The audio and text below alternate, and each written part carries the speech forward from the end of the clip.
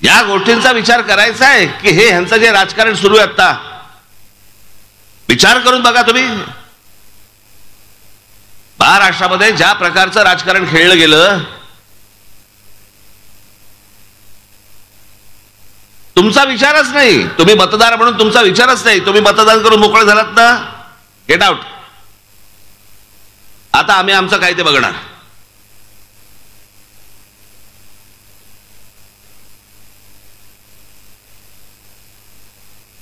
म्हणजे मतदारांनी हा पक्ष नको किंवा हा उमेदवार नको म्हणून या उमेदवारावरती बटण दाबलं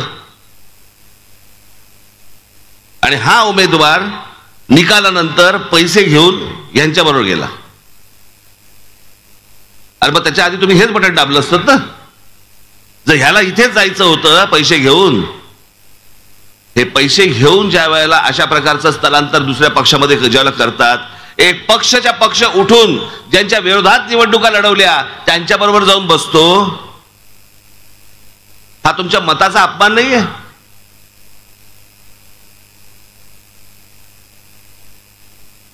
कोणते विचार चालू त्यांच्या मनामध्ये? कोणतेच विचार येत नाहीत.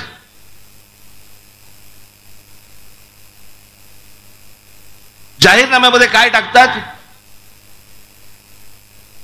तर म्हणे छत्रपती शिवाजी महाराजांची जिल्ह्या जिल्ह्यात मंदिरं बांधणार. काय डोकं आहे बघा यांचं. इथे मुलं शिक्षणापासून वंचित आहेत. ज्या महाराष्ट्रामध्ये विद्या मंदिरं बांधायला पाहिजेत आणि छत्रपती शिवाजी महाराजांचे गडकिल्ले चांगले केले पाहिजेत, त्याच्याऐवजी आम्ही शिवाजी महाराजांची मंदिरं बांधतोय. महाराजांना तरी पटेल का? महाराजांना तरी आवडेल का ही गोष्ट? हे यांचं डोकं. तुमच्याकडे बघण्याचा दृष्टिकोन, महाराष्ट्राकडे बघण्याचा दृष्टिकोन.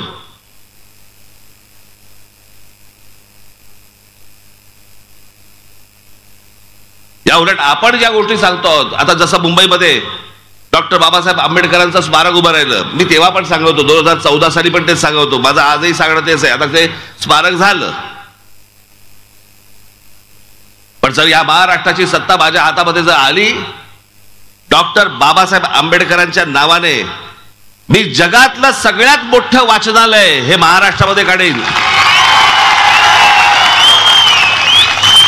जगभरामधनं लोक ज्ञानासाठी म्हणून तिकडे आले पाहिजेत, वाचनासाठी तिकडे आले पाहिजेत, ज्ञान मिळवायला आले पाहिजेत. ही खऱ्या अर्थाने आमच्या डॉक्टर बाबासाहेब आंबेडकरांना श्रद्धांजली असेल.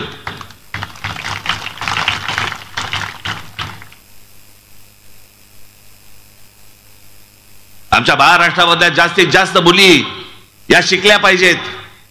शिक्षणापासून त्या वंचित राहता कामा नयेत.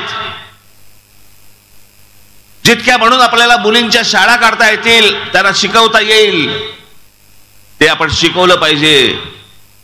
ते जर शिकवलं तरच आमच्या ज्योतिबा फुलेंना आपण श्रद्धांजली वाहू शकतो. नाही तर कशासाठी यांच्या फोटो लावायचे हो?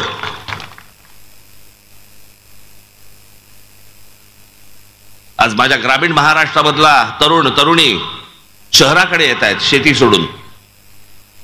माझ्या शहरामधले, नाशिक मधले, पुण्यामधले, मुंबई मधली मुलं मुली देश सोडून चाललेत बाहेर.